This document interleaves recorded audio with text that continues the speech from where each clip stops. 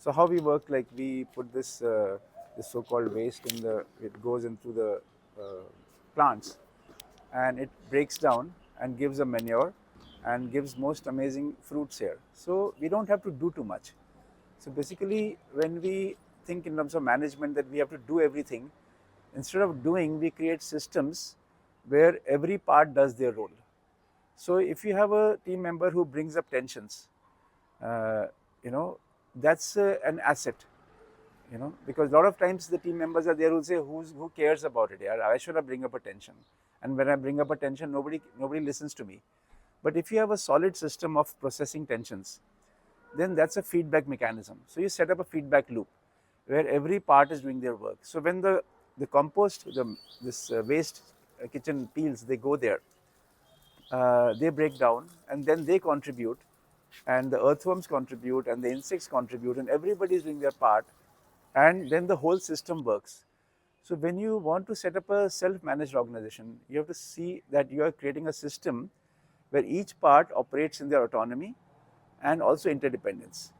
So you see, nature is a perfect example where the whole system works, and it's the most efficient example, most effective way of working. And again, in this, you don't need a manager who has to come and tell the composter that you break down in this way, or the fruit, okay, it's time for you to come. So each part or the seed which falls down, and then the animal picks up the seed and goes and takes it there, or it goes through water. There's a whole mechanism of dispersal. So try to run your organization like a forest runs the forest.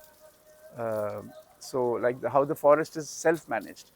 So if you can think in that vision, then a lot of these complexities, they get kind of resolved with each other.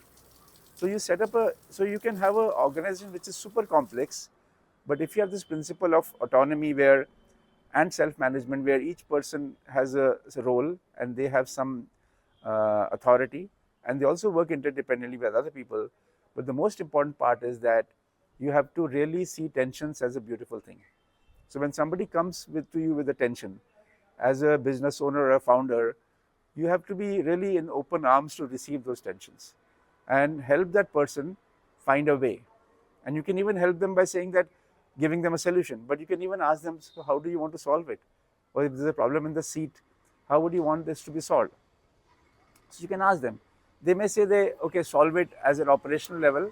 They may say, come up with a solution at an operational level, or they may have a policy also. So hear them, because people, when they come up with the tension, also encourage them to find solutions also. So in that case, a lot of the managers who are overwhelmed, or a lot of business owners who are overwhelmed, because they take charge of so many things which they are not supposed to do. So if you bring in a person who has a mind, who can experience pain, who can experience the tension, that's an asset. So in a self-managed organization, people think that there'll be more work.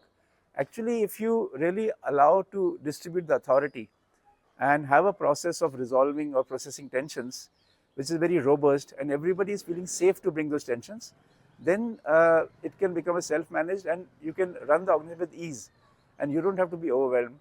So if you have a dream of running an organization with more joy and peace, you are welcome to come to our webinar, Stop Before You Burn Out, where we're going to talk about building self-managed organizations. And to join that, go and click on the link below, and we'll see you there. Thank you.